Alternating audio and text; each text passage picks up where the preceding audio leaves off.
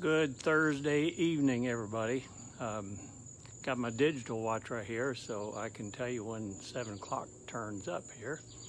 And we got a few minutes, and like I've said every time I do this, I like to get on a little bit before 7 so that everything's up and running, and I can hit the ground right at 7 o'clock. So just bear with me. The train just went through. I was watching the other video from the other night, and okay, it's 7 o'clock.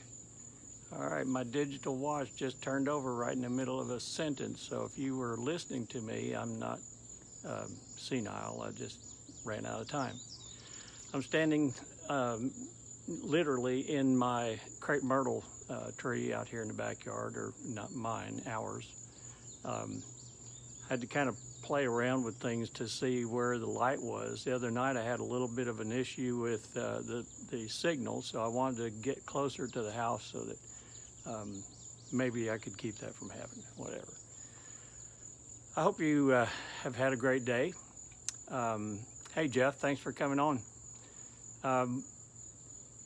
I've tried all day long to get in my head what it was that I wanted to say tonight, but this is the main thing. If you saw my little snippet a while ago, you will know what the title is, but it is entitled Yesterday, Today, and Tomorrow. And in doing that, I want to talk about your past, my past. Hey Linda, glad you got on.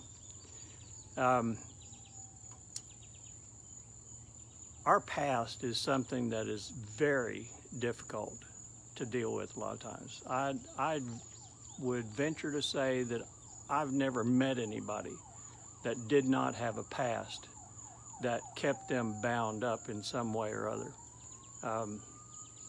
Maybe Jesus, but I don't, I didn't talk to Jesus, so I don't know. Very possible that his past was perfect, as we know. But anyway, the Dalai Lama made this statement. He said, there are only 2 days that nothing can be done about. One is yesterday, the other is tomorrow. Today is the only day that we can actually do anything about and have any effect on. So we're going to talk a little bit about that. I read a quote one time, and this has been with me for probably 18 or 19 years, and I just thought it was the coolest thing. A guy in the Macon paper when we lived in Georgia started out a column that he had by saying, all of us live 2 lives, the one we remember and the one we actually lived. And statistics has, some of the brain experts are now saying that 90% of our memories of our past are lies, which I thought was a pretty harsh statement. Maybe untrue, but, I don't know. I probably stretch mine a little bit every once in a while, just to either make them funny or make some kind of a point. But I think we're all that way. You stop and think about something that happened. I don't know what your earliest recollection is. Mine is around 5 years old, and it's just bits and pieces of my 5th year. Hey, Marvin, glad to see you on there. If you're on a job, please be careful. Want to keep knowing you for a long time. But anyway, it is our past is something that keeps us bound up for too many years. And I was trying to get back to my thought, which at my age kind of runs in one ear and out the other, but that one came back, so it must have circled back around. When you think about your earliest memory, and as I was saying, mine's about 5 years old, go back to that period of time for just a minute and think of something. It doesn't have to be your first memory, but just think of a memory from that time, from your earliest recollection. And challenge that memory just a minute in your head. You know, talk to yourself for a minute and just say, is this the truth? Did this actually happen the way I saw it happen, or I'm remembering it happening? And there's a lot of times that I think if we do that, we will find out that we have embellished our history just a little bit.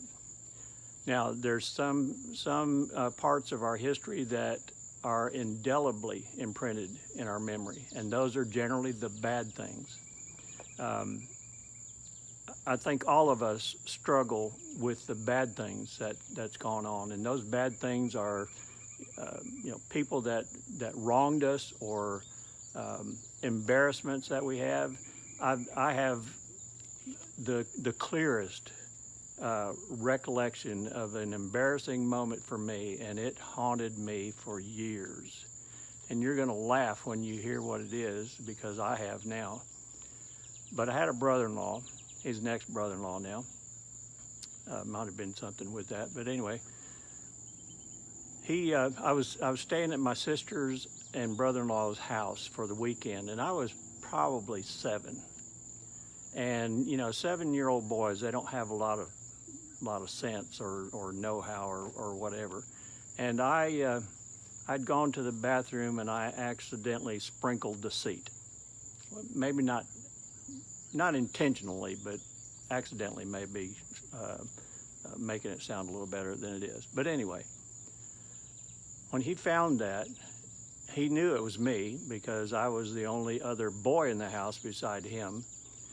So he came out and he made such a big deal out of it that it just made me feel like the lowest, as they said, I could have sat on a piece of toilet paper and swung my legs. But that memory stuck with me forever. I'm telling you, I just dealt with that memory not too long ago. And as insignificant as that is, those little things tend to attach themselves to our mind, and they just keep running in. It's kind of like it's on a loop, and it just keeps playing, and it keeps playing, and it keeps playing, and we keep seeing it. We keep feeling bad about it. Still to this day, I haven't seen the guy in several years, but I don't think I could see him without thinking about that. But I'm going to tell you what's different about it in just a minute. I know several people in my family, in my circle of friends, in people that I've met and got to know. I know several people that have memories from their childhood that have affected them in ways that are just horrendous.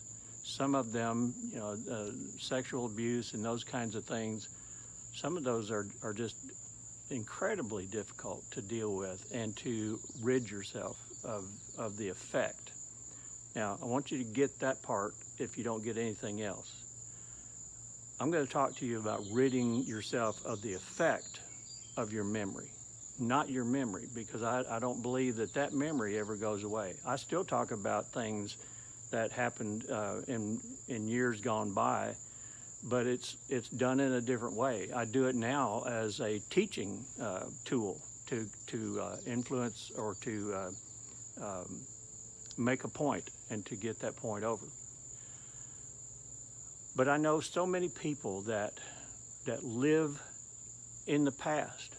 If you start pushing them in any way to make changes in their lifetime or to realize, and it's those people, and you know who these people are in your life. It's those people that always say, but you just don't understand. You don't know how I was raised. You don't know what it was like when I was growing up. You don't know what, and the list goes on.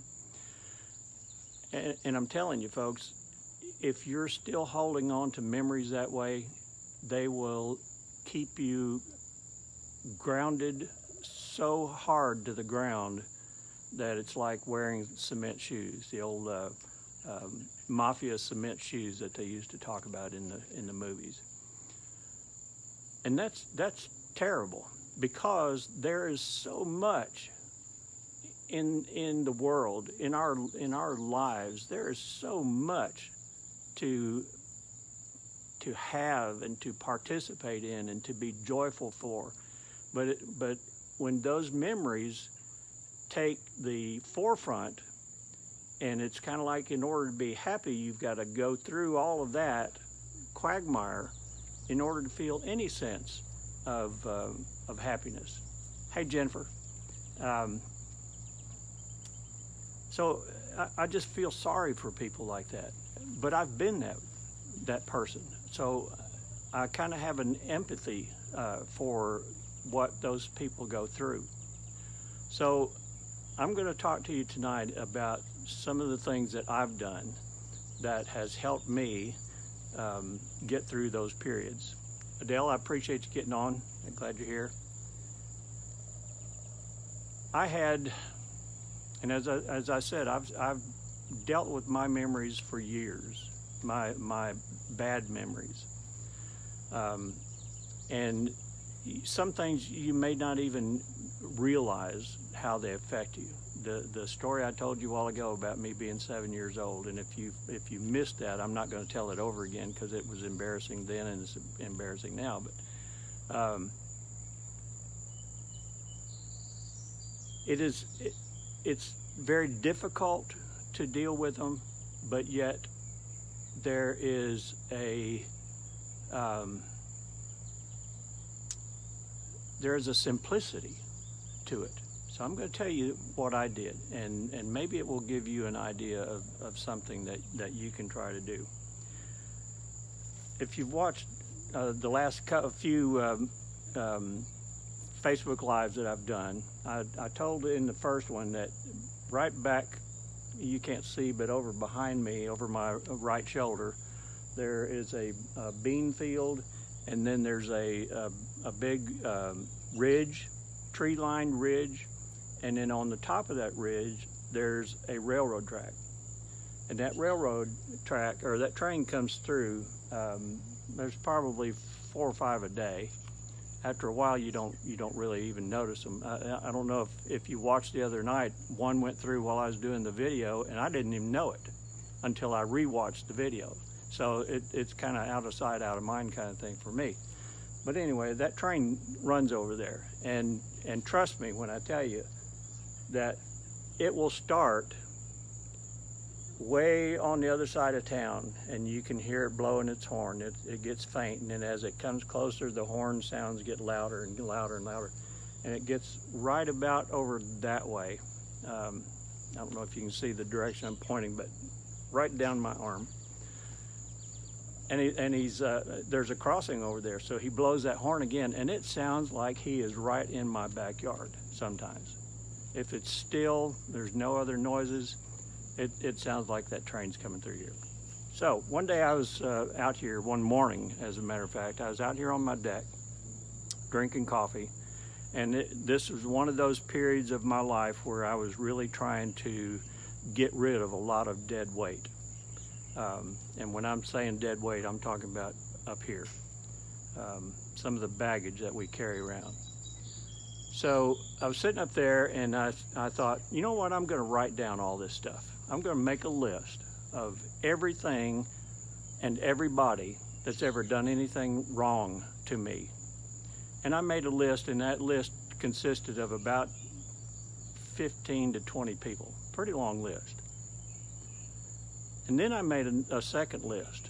The second list was all the things that I could remember that I had done to someone else and had not made amends for it. So I have these two lists. I went down through each one of the ones that wronged me, and I said out loud, fortunately I was the only one sitting there, and their neighbors weren't awake, so they didn't think I was losing it, but I actually said out loud to each one of those, I forgive you. And I truly meant that. In my mind, I was saying to them, this is not going to bother me anymore because I forgive you. And then I went through the list of the things that I've done wrong, and made a third list of those that I could do something about, which that was a very short list. And then I went through each one of those, and the ones that I could do something about, I put them over for a later time. Those that I could not do anything about, either because the person has died, or I don't know where they are, or whatever. But I forgave me. I literally forgave me for doing that wrong to someone. And the ones that I have on my list of wrongs that I have committed to someone, I'm working through that. But here's the important part, and this is how your mind can work. And you can actually not trick your mind, but you can get your mind to a point that you can purge yourself of all of this stuff. So what I was doing is I made that list, and I just wadded up the list of all those that had done me wrong. And about that time, I heard the train coming. And this thought popped in my head: I'm going to put these on that train. Now, don't worry, I didn't get up and run across the bean field and chase that train down. It was mentally done. But I mentally, in my head, I closed my eyes, and I could see myself standing beside that railroad track as that train was coming by, and me throwing that piece of paper onto that train. And then I listened as that train went on over the ridge and completely out of sight, and it was gone. And I'm telling you, there was such a relief inside me that it was just spiritual in nature, but it was so cleansing that I just felt so good that those things were gone. And to this day, I remember those things, because I don't think your memory, you can't erase your memory like you can erase the memory of your computer. But the difference is that when those things come to mind now, for me, there is no emotional effect to it. I don't have some things that I've actually, like the story I was telling you earlier about peeing on the seat. I can now laugh about that because it was funny to him at the time. Now it's funny to me. So all of those 50-something years that I hung on to that embarrassment is gone. So my suggestion to you is, in some fashion, it doesn't have to be a train, because not everybody lives close to a train track. In some fashion, make that list of all the things that people have done to you. List their names if you can remember their names. Some of them I couldn't even remember names. But list those names. List the things that you know that you've done wrong to somebody else. Make a point to take that list of people that you've done wrong to, and if you can, make amends. If you can't, forgive yourself. If you can make an amends, when you make that amend, or when you ask for forgiveness from that individual, that washes that one. I was reading a book yesterday about karma, and there's a term for that, but I'm going to have to get back to you on that one. That's another one of those thoughts that just kind of flies in and out of my head. But without a doubt, you will feel so much better if you do two things. If you're honest with yourself, and if you can emotionally and mentally get yourself to a spot where you can actually see those things going away. You might want to light a fire. If you got a fire pit or a fireplace, light a fire and ceremoniously burn the thing, and watch it as it burns. Watch it as it floats up through the air in the ashes or whatever. But the key here, folks, is don't allow those things to hold you back any longer. Because I can tell you what, I saw this on Facebook the other day, and I love the statement.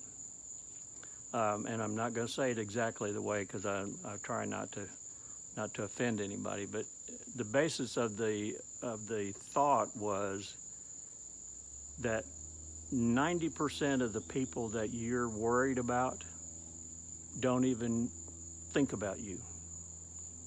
And the other 10%, they don't care about you. So the one that's being hurt is me, it's you. That's why forgiveness is for me. When I forgive somebody else, they don't even have to know it. 99% of people on my list don't even have a clue that I forgave them, but I know I did. So that feeling for me is the thing I'm going for. Some of those don't even know that they ever hurt me, and that's probably another one of those 90%er things. 90% of the people that have wronged me didn't even know that they did it. It's just I got mad in my head and I got offended and I went off on that. So purge your memories. Do your list. Do a ceremony, however grand or elaborate you want to be, but sacrifice that list, I think is the word. You know, you've seen the old movies. My memory is of Tarzan movies, but there was sacrifice. We read in the Bible all the time about the sacrifices that was offered up in the Old Testament for different things that were going on at the time. So make this a ceremony. Put some emotion into it. Put as much emotion into getting rid of them as you do keeping them. And you will wash yourself clean of that. Wow, I've gone through pretty much all my notes. But anyway,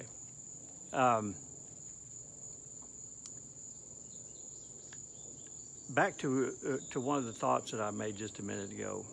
The thing that bothers me more than anything for people is when they can't let go. I know 50 and 60-year-old people that still talk about something that happened to them in their childhood as if that's the reason that they're the way they are. But I'm here to tell you, folks, there comes a time when you and I have to take responsibility for you and I. Because once you get to a point in your life that you can accept responsibility for your life, that's when you can no longer blame someone else for what's happening to you.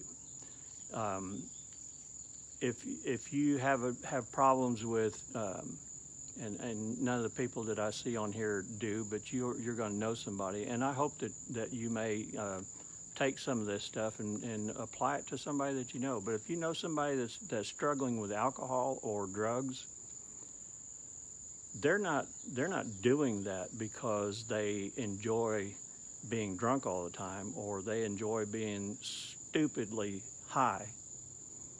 They're doing it because they're missing something. They're missing something that they will not allow to come into their life. And that's an important concept right there. They're missing something, but it's not something that you or I can give them. They're missing something that only they can go and get. But the interesting thing about it, the easy part of it, is that it's there. All you got to do is just acknowledge the fact and reach out and take responsibility for it. It's Brenda has just posted a little message there. It's easier to place blame than do the work, and that's absolutely true. If I can blame somebody else, I'm not responsible in that issue. They are, so I don't have to do anything. The problem is my life sucks, and I can't figure out why. So it's kind of like a two-edged sword. It's cutting me and them and screwing everything up. So don't hold on to anything. If something has happened to you in the past, as Don Henley says, get over it. get rid of it. It's not affecting nobody but you. So just deal with it. Get rid of it. Write it down like I was telling you. Throw it in the fire. Put it on the train on the hill. Take it out in the middle of the street and watch a car run over it. It doesn't matter. Just do something to get rid of it, because I'm telling you, there is a multitude of blessings out there for every one of us. There's plenty for all of us. We just have to go get it. But if you're holding on to a memory, or if you're laying blame on someone else for the way that you are, you're the one that's wrong, not them. So when you come to that understanding, then you have to do something about it. So start doing the things that I was telling you. Also start listening to yourself talk, and listen for all of the blaming that you do. And this goes throughout your daily life. If you're blaming yourself, blaming the traffic for you being late to work, that's the issue right there. Especially if it happens 2 or 3 times, because then I'm going to say, just get up earlier and go and leave earlier, whatever. But if you're blaming anything, if you're blaming your health on the fact that your dad smoked when you were a kid, you know, I can't tell you that it didn't have some effect on it, but they're not responsible. One of the greatest aha moments that I've ever had in my life came when I was about 40 years old. Brenda and I had just been married a short period of time, and we were in bed going to sleep, and I was just laying there thinking, because it was a pretty low period of my life, one of the low periods of my life. And I was kind of having that pitiful, a poor pitiful me kind of thing, and I got to thinking about my dad. Now, I've said before in different blogs and stuff, I'm the baby of 10 kids. So when I was born, my mom was 40 years old. My dad was 45. And I was sitting there thinking, when I was born, my dad had 10 kids. There were only about 3 of them that were old enough that they were living on their own. They had made their life. So let's say 7 kids. He had 7 kids, all living in the same house. He was the only one that worked, and he worked in a factory making aluminum, running a die press that made aluminum car emblems back when we still had aluminum car emblems instead of plastic.